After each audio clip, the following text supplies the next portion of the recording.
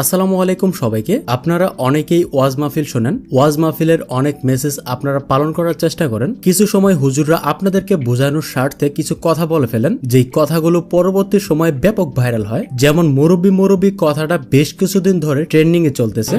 মুরব্বি মুরব্বি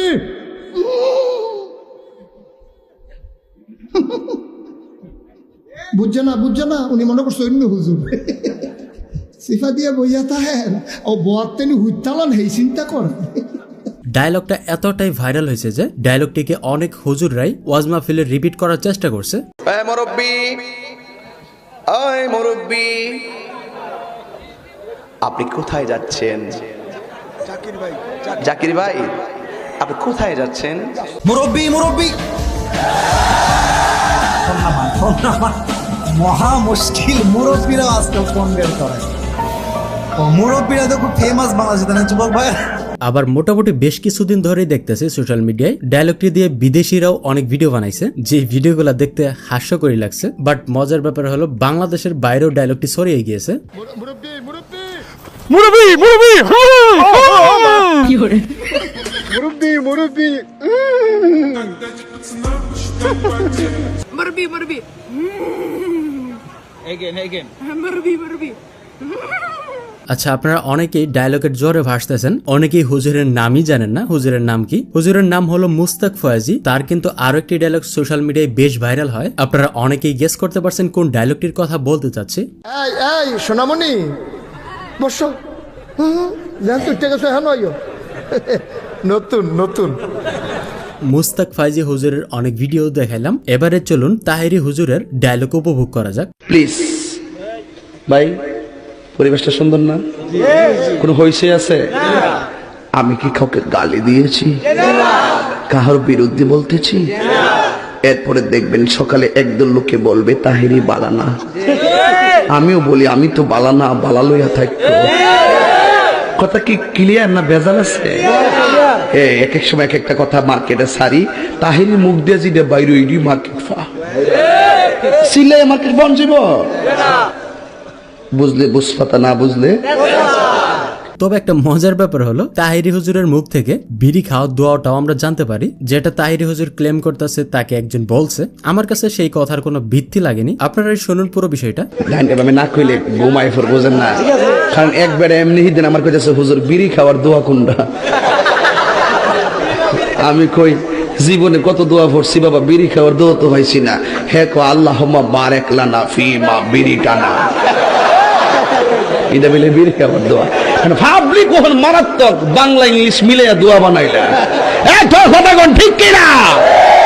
তবে তাহিরি হুজুরের ডায়লগ নিয়ে যেহেতু কথা বলতেছি, তাহিরি হুজুরের অনেক কর্মকাণ্ড সোশ্যাল মিডিয়ায় অলরেডি ভাইরাল। বাট তাহিরি হুজুরের মুখে আমরা অনেক ট্রেন্ডিং গান শুনতে পারি।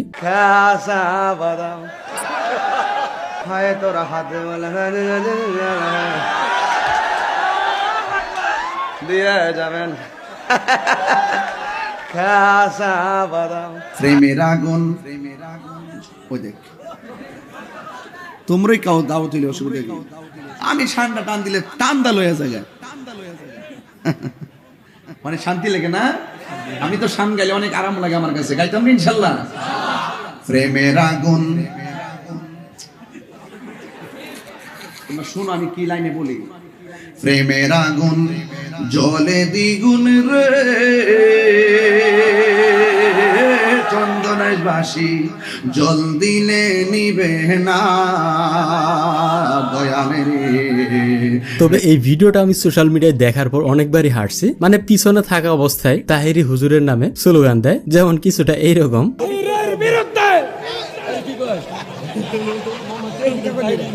আমার জীবনে এই স্লোগান প্রথম শুনছি।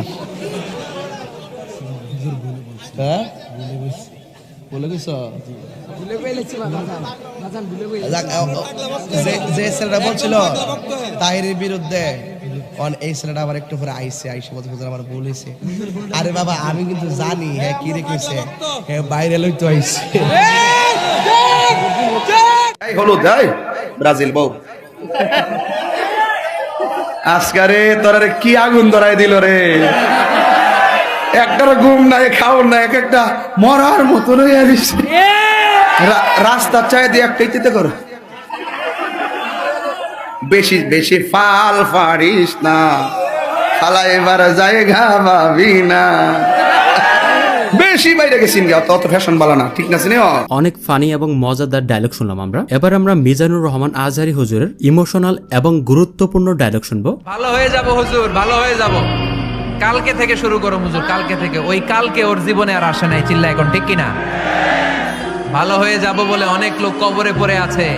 আগামীকাল থেকে নামাজ ধরবো বলে বলে বসে থাকা লোকগুলো এরকম কবরে পড়ে আছে, ওদের জীবনে আগামীকাল আর আসে নাই। মিজানুর রহমান আজহারী বলেছিল যে আধারে ভয় পেও না, আধারে ভয় পেও না, আলো আছে আড়ালে, আলো আছে আড়ালে, অন্ধকার পালিয়ে যাবে, অন্ধকার পালিয়ে যাবে, তুমি উঠে দাঁড়ালে, তুমি উঠে দাঁড়ালে। নিজেকে দাঁড়াতে হবে, নিজের সাথে নিজের শক্ত বোঝাপড়া করতে হবে। অন্যের দোষ খোঁজার সময় আমাদের নাই, চিল্লায় বলো ঠিক কিনা? কনফিডেন্ট থাকাটা সবচেয়ে গুরুত্বপূর্ণ ব্যাপার।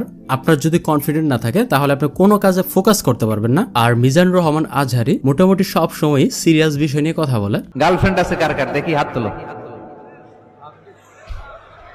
মাশাআল্লাহ, সাহস আছে ওদের, বুকের পাটা আছে। হাত দাও বেটা। এই গার্লফ্রেন্ড বয়ফ্রেন্ডের সাথে আমাদের কোনো সম্পর্ক, আমরা বিয়ে করব। কি করব? বিয়ে করব। চেয়ারম্যান সাহেব, বিয়ে করাই দিন এগুলারে, আপনার দায়িত্বে দিয়ে গেলাম। এই গার্লফ্রেন্ড বয়ফ্রেন্ড এগুলো ইসলামের কালচার নয়। বিয়ের চেয়ে ভালো কাজ পৃথিবীতে হতে পারে? দেখছেন, বিয়েটা যে ভালো জিনিস তার প্রমাণ। বিয়ের কথা কইলেই পোলাপান খালি হাসে। এটা জান্নাতি সম্পর্ক, তো এই কারণেই সাইয়েদনা আদম আলাইহিস সালাম আর হাওয়া আলাইহাস সালাম দুইজনকে বিয়ে পড়াই দিয়েছিল কে? এই দুইজন এমন দুইজন মানব আর মানবী, ওনাদের কোনো শৈশব ছিল না। তবে বাংলাদেশি বক্তা মিজানুর রহমান আজহারী হুজুরের মতো বিশ্বব্যাপী অনেকেরই পরিচিতি রয়েছে। আর যার কথা না বললেই নয়, দেলোয়ার হোসেন সাইদির কথা আমাদেরকে স্পেশালি বলতে হবে। তার পরিচিতি বিশ্বব্যাপী ছিল। হৃদয়ের সবটুকুন শক্তি নিয়ে বলছি, আমাদের পরিচয় বাঙালি নয়, আমাদের পরিচয় মুসলমান। চিল্লায় বলো, আমাদের পরিচয় কি? আর দেশ হিসাবে আমাদের পরিচয় বাংলাদেশি। এমপি থাকাকালীন মসজিদও বানাইছি, তাদের মন্দিরও বানাইছি। আমার বাপের টাকা দিয়ে তো বানাইনি, সরকারের কাছ থেকে টাকা নিয়েছি, বানাই দিয়েছি। শত্রুতা কেন করব? আমার এ ঘর ভাঙ্গিয়াছে যে বা, আমি বাঁধি তার ঘর, আপন করিতে ঘুরিয়া বেড়াই, যে করেছে মরে পর। কাজে মানুষকে ভালোবাসতে শিখুন, মানুষকে ভালোবাসা দিন, তাহলে মানুষগুলি দিনের পথে চলে আসবে। সাইদি হুজুরের অনেক কথাই এখনো অনেক মানুষেরই হৃদয়ে গেঁথে রয়েছে। এ কথা বিশ্বাস করো, বাংলাদেশের মুসলমানদের শরীরে এক বিন্দু রক্ত থাকতে শয়তানের তৈরি করা ধর্মনিরপেক্ষ মতবাদ বাংলার জমিনে কায়েম হতে দেওয়া হবে না, হবে না। ভিডিওটা বড় হয়ে যাবে দেখে আমি বেশি ডায়লগ বা বেশি হুজুরের ডায়লগ শেয়ার করতে পারতেছি না, কেননা আপনাদের বড় ভিডিও দেখার অভ্যাস নাই বলে চলে। তবে আমরা মামুনুল হকের কথা বলতে পারি, যিনি কিনা আমাদের জন্য অনেক মোটিভেশনাল স্পিচ দিয়েছে। যদি তাওহীদের পক্ষে কথা বলবার অপরাধে মামুনুল হকের কণ্ঠ স্তব্ধ করে দেওয়া হয়, এটা মামুনুল হকের ব্যক্তির কণ্ঠরুদ্ধ হবে না, এটা তাওহীদ এবং একত্ববাদের কণ্ঠকে স্তব্ধ করে দেওয়া হবে। এই শেখ হাসিনা এখন গিয়ে খুনের নেশায় মাতাল হয়ে নরেন্দ্র মোদীর সাথে আখড়া করেছে। যদি সেখান থেকে বসে বাংলাদেশের স্বাধীনতার উপর কোনো হস্তক্ষেপ করার চেষ্টা করা হয়, তাহলে বাংলাদেশের মাটিতে ভারতীয় দূতাবাস থাকতে পারবে না। কোরআন হাদিসের দলিলের বাইরে যত মাজার আছে, সব মাজার ভেঙে গুড়িয়ে দাও। কোরআন হাদিসের বাইরে যত পীরের খানকা আছে, সব পীরের খানকা আগুন দিয়ে জ্বালিয়ে দাও। কোরআন হাদিসের সত্যিকার দলিলের বাইরে শায়েখ নামে যত ভণ্ড আছে, সব ভণ্ডের আস্তানা গুড়িয়ে দাও। মামুনুল হক হুজুর সাহসী একজন ব্যক্তি, কেননা শেখ হাসিনা সরকারের আমলে তিনি যে সব কথা বলছেন, সাহসী ব্যক্তি ছাড়া আসলে কারো দ্বারা সম্ভব না, যার জন্য কয়েকবার মামুনুল হককে জেলও খাটতে হয়েছে। আর মিজানুর রহমান আজহারী হুজুরকে তো দেশ ছাড়াই করে দিয়েছে শেখ হাসিনা সরকার। মানে একটা বিষয় ছিল, আপনি যদি শেখ হাসিনা সরকারের বিপক্ষে কথা বলেন, তাহলে আপনার পরের দিন সকালবেলায় হয়তো গুম হতে হবে, না হলে জেলে যেতে হবে, কিছুটা এরকম ছিল। তবে লাস্ট একটা কথা বলতে চাই, আল্লাহ যা করে ভালোর জন্যই করে, শেষ ভালো যার সব ভালো তার। স্পষ্ট কথা, শুধু আওয়ামী লীগ নয়, এই জাতীয় যারাই আছেন, ইসলামকে রাজনৈতিক ভাবে দেখতে আপনাদের পছন্দ হয় না, পয়গাম শুনে রাখেন, বাংলাদেশে আপনাদেরকে আমরা বরদাস্ত করতে পারবো না। আপনি কি মানেন যে আল্লাহ এক? জি স্যার। আর আপনি কি এটা মানেন যে মোহাম্মদ সাল্লাল্লাহু আলাইহি ওয়াসাল্লাম হলেন আল্লাহর শেষ নবী? হ্যাঁ মানেন? মানি। আচ্ছা, আমি আপনাকে কালেমা পড়াবো, প্রথমে আরবিতে বলবো, পরে বাংলা করে দেব। আচ্ছা ঠিক আছে। আচ্ছা, ডক্টর জাকির নায়কের অনেক ডায়লগই আছে যেগুলো সোশ্যাল মিডিয়ায় অলরেডি ভাইরাল বা আপনাদের হৃদয়ে জায়গা করে নেয়, বাট সেই ডায়লগগুলো আমরা শেয়ার করব না। আমার চিন্তা ভাবনা আছে নেক্সটে ডক্টর জাকির নায়ককে নিয়ে স্পেশাল একটা পর্ব হবে, সেই পর্বে শুধুমাত্র আমরা ডক্টর জাকির নায়কের ডায়লগগুলি তুলে ধরার চেষ্টা করব। যদি আপনাদের রেসপন্স ভালো থাকে এই পর্বের, তাহলে আমরা চেষ্টা করব নেক্সটে আরেকটা পর্বের মাধ্যমে ডক্টর জাকির নায়কের ডায়লগগুলো শেয়ার করার। সৌদি আরবে এক আদালত হয়েছে, আদালতে দুই ভাই ঝগড়া করছে।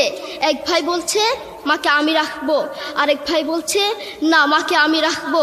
দোনো ভাই ঝগড়া করছে মাকে ঘরে রাখার জন্য। এরপর এক ভাই মাকে নিয়ে চলে যাচ্ছে, আরেক ভাই মাটিতে গড়া দিতে দিতে অবস্থা খারাপ। সৌদি আরবে আদালত হয় মা বাবাকে ঘরে রাখার জন্য, আর আমাদের দেশে আদালত হয় মা বাবাকে ঘর থেকে বের করার জন্য, ঠিক কিনা? যুবক, তোমাকে বলছি, তোমার বন্ধু তোমার আপন নয়, তোমার বউ তোমার আপন নয়। আচ্ছা, আজকের এই পর্বটা এই পর্যন্তই থাক। আপনাদের যদি ইন্টারেস্ট থাকে নেক্সটে আরো একটা পর্বের মাধ্যমে আরো অসাধারণ ডায়লগগুলি তুলে ধরার চেষ্টা করব। আর আপনাদের অপিনিয়ন থাকলেও সেটা জানাতে পারেন, যেমন আপনাদের এই ডায়লগটি ভালো লাগে বা ওই ডায়লগটি ভালো লাগে, কমেন্ট করলে আমি নেক্সট পর্বে সেই ডায়লগগুলিও অ্যাড করব। সো ফটাফট কমেন্ট করেন, আমি ভিডিওটা শেষ করি। সবাই ভালো থাকবেন, সুস্থ থাকবেন, আর অবশ্যই আপনার আব্বা আম্মুকে ভালো রাখার চেষ্টা করবেন। আল্লাহ হাফেজ।